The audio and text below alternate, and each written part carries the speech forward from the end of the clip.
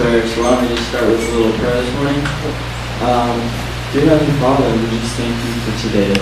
Thank you for a beautiful classroom right on the ocean, and this opportunity to learn from you in class and get our minds so filled up with the worldview of the Bible. God, I pray that you just come into this space and this place, and your Holy Spirit would be the teacher for all of us as we go into class and dig deeper. So, yeah, Jesus, we love you, and may your kingdom come. Amen. Yeah, so this morning I'm just doing a little devotional about the book of Samuel. You guys went through a little bit yesterday. And so far we've been exposed pretty heavily to some interesting characters of the Bible. And to the point where I've heard some of you guys even say, is there any hope for us? That's what I've heard some people say. And it's true, because so far some of these characters have dropped the ball pretty good. We just finished Judges, and that kind of depressing cycle of failures of this toilet bowl going down. And I was looking for that judge that would just do that judge that would be in Israel. But I looked at Gideon, and I saw him as a guy who just started off so good, and I thought the whole way through he would hold that, and then at the very end of his life he makes that ephod, whatever it's called, and then he leads a bunch of people into idolatry. So even him, this guy, dropped the ball. And so I'm asking that question too. I'm saying, okay, if these are the godly characters of the Bible, is there any hope for us? Is there such thing as a godly character in the Bible? What does he look like, and how does God see him? That's my question. So we've already learned that you can be the most handsome man of the Bible, you can be Saul, but you're still going to fail. So it's not about those physical things. So who's godly? And I'm going to share a little bit about my story today, just so it's not so theological or whatever. But I just want to share, when I was in, I think it was my third or second year of my Bible college, we went on a little ministry trip, and we went to 8 different camps in a car, and they were in a bus. And we went to this second one, it's called Balkan, and it was just really, it was pretty dead. It was pretty, there was older people and nothing like that, but it was just, the worship, it was just, somebody was a big pastor. He had this amazing gift of prophecy, and he went around to each person in the group, and he said a bunch of things. At that point, which I'll share in a bit, I'm kind of new and exposed to all this stuff, and he goes up to me and he says, I see there's a real heart like David. You have a heart of David. And for say a new Christian, what that means nothing. You're like, well, what does that mean? Heart of David, what do you know? Okay. So I actually didn't know what that meant for a while, until I guess you could say I studied the Bible for myself. I studied Samuel, 1 Samuel, and I got to see the character of David. So I want to read a couple of scriptures, but I just want to read Acts 13:22, and it says, reflecting back, it says, after removing Saul, Samuel, he made David their king, and God testified concerning him, I have found David, son of Jesse, a man after God's own heart. He is willing to do everything I want him to do. So we see, up until this point in Samuel yesterday, that Saul dropped the ball pretty good, and Samuel was looking for someone to appoint as king. And in chapter 16 of Samuel, it says, Jesse had 7 sons, passed before Samuel. But Samuel said to him, the Lord has chosen these. The Lord has not chosen these. So he asked Jesse, are these all the sons you have? And he said, there's my youngest, Jesse. He is tending the sheep. And so here, this is a quick little revelation for me, is that I see a part of God's character. I see that God, for whatever reason, he picks the unlikely of unlikelies. He picks this little shepherd boy that's in the corner, shepherding these sheep, taking care of them all these years. And for me, this is answering that question, in what does God see as godly? Though it doesn't answer that totally, but it says, I imagine David, the life of a shepherd. If you know anything about that, which I don't know much, but I'm pretty sure you have a lot of quiet time on your hands. You're walking through the fields, you're shepherding your sheep, and David, knowing from the Psalms, he's worshiping and worshiping and worshiping God. And he basically spends most of his life, the beginning part, setting that foundation, building this close and intimate relationship with God. And you're going to see that as you guys read through it, but it's very much contrasted with Saul. You can see that David really, really loved God's ways. And he had this posture of heart, like a posture that said I will worship you no matter what the circumstances. And I mean, just for the sake of evidence, it says in Psalm 26, 6, 7, I will wash my hands in innocence and go before your altar, O Lord, proclaiming out loud your praise and telling all of your wondrous deeds. And then in Psalm 119, 47, 48, it says, for I delight in your commands, because I love them. I lift my hands to your commands, which I love, and I meditate on your decrees. So, if you spend some time in the Psalms, you can make that conclusion that David was a worshiper. And the thing is, you got to realize that most of David's life wasn't easy. He wasn't living in this 21st century where he has it really good and worshiping God. He was spending most of his life, the middle part, whatever, running from this psychotic king. This king who wanted to kill him for no reason. And he knew in his heart that, he could defend himself or be offended or whatever, but he didn't. He made a choice. He says, I will worship God. And he writes all these psalms, and you're like, how did you do it? But that answers the question. God was seeking a man after his own heart. So I'll just share a little bit with that in connection with, so in 2010, I was going through a tough time because I was in Poland. I previously did a mission trip there, and then I came back, and I got a random phone call, and it said that your dad is dying of cancer, which was really strange because it was just out of the blue. It was just one day that happened. And so I just took the next plane, and I came back to where he's from in Canada. It's on the east, and I'm from the west. That's my real dad. My parents were divorced. So I went there, and they said that my dad had 3 days to live, which was so weird. And he was totally different. He was really, really emotional at this point. He was kind of in his bed, and he had 5 cancers, just crazy. And because he didn't address it, whatever.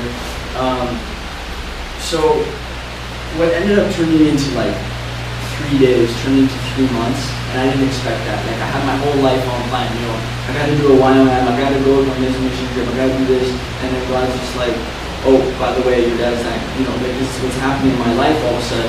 So no plan, and I ended up staying there in New Brunswick 3 months, knowing nobody, having no community, looking at white walls in the hospitals, or reading my dad a book, and basically helping lead him to Christ, a guy who spent the majority of his life really upset with the church because he thought the Christians were a bunch of hypocrites.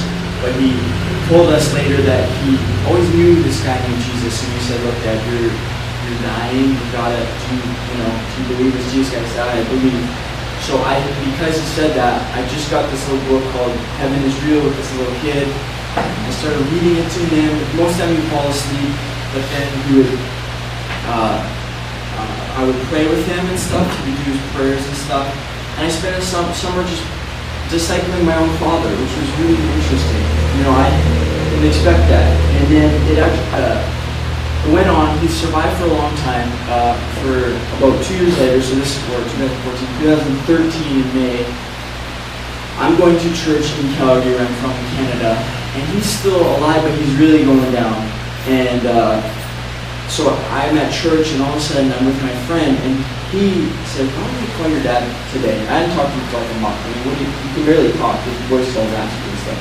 So I'm like, okay, let's call him. So I call my dad, I said, Dad, I don't know, for some reason I need to tell you that you're forgiven, and And he's like, yeah, Jason, I know that, blah, blah. And I'm like, Dad, I just need to remind you that you're forgiven. And he's like, okay, I get it. And then I handed the phone to my friend, and then my friend said, you know, I feel like there's a destiny for you, and you could stay here, you get healed, or you might die, you might go, but at the end of the day, even though you're forgiven, again, I think at this point he probably fell asleep, but the next day my dad died after, you know, so it's like, I feel like that it gave my dad permission to just go in peace. And the people that were with him, which my uncles and aunts said he died really peaceful. Just closed his eyes, you know, very peaceful. But they asked me to come speak at his funeral. And you gotta keep in mind, his whole friends and stuff were not Christians. They're just a bunch, like, they're great guys, but they're, you know, go out and quad and drink and all that stuff. So I'm coming, but I saw a side of my dad that other people didn't see. I prayed with him for 3 months, and I wanted to show that side of him. I had a lot of pushback, people like, maybe you shouldn't preach at his funeral and stuff like that, coming from even my own family. I pressed through that, and I said, I'm not going to preach, but I'm going to share things I saw in my dad. And I got up there and I shared a couple things at his funeral. And people came to me afterwards and were like, wow, that was one of the most beautiful funerals I've ever been to. And people were sharing me testimonies about my dad that I didn't know. They were like, his best friend was 30 and my dad was like 55. And he said, your dad was a crazy guy. He couldn't even walk. You know, my dad used to be huge, bodybuilder guy. He lost a lot of weight, but his friend would pick him up, put him in the car, and my dad would, look, just preaching to him. They would go driving and preach. I was like, what? That's my dad. That's awesome.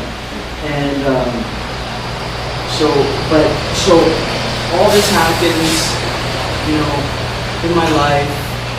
This was 2013. I'm taking a plane ride home, and most people are like, are you okay? I was like, you're okay. And like, for some people that might be a good question, which is good. But for me, it was like, stop. You know, I'm okay. I'm okay right now. And you know, in fact, I was praising in my heart. Like, I couldn't explain it, but I had this peace in my heart. Not because I knew where my dad was, but I was on a plane, and I wasn't thinking about where I'm going to go in the next 2 years of my life. I'm not going to what relationship I need to be in. I wasn't thinking about what my dad went through. I wasn't thinking about anything. All I was doing was praising Jesus. I just kept saying, Jesus, Jesus, Jesus. I just praise you, praise you. I don't know, I was praising him. And all of a sudden, my heart, I heard this word, SBS, in my heart. And I didn't even know what that was. I was like, SBS? Oh, that's that crazy school that was a girl from Wyoming that my details did. And I wanted to do it, but I didn't do it too hard. And I forgot about it. And then months later, I was really like trying to figure out, what do I do right now? I feel like I'm at a crossroads in my life that I don't know. And I was fasting for like a couple of days. And in the few I was fasting and praying, the word SBS came into me again. I was reminded of that moment, which ended up leading me to go to SBS. And I basically went to that school, and I can say, because I did that, I'm here today. So it's interesting how all that lined up. I didn't plan any of that. And for me, it's always been about a response. You know, how are we going to choose in those dark times? I see the difference in David. He wasn't beaten up over his circumstances. He didn't have his eyes fixed on the waves. You know, he somehow had a hold of God's promises, which doesn't make sense to us. Most of our brains are attached to this earth, and I get that because I'm like that too. But I'm trying to see, when we go through this Bible, it's a privilege for us to be staff and go through this. We get to go through the Bible with you guys, and I'm just saying, like, I'm being reminded of the promises,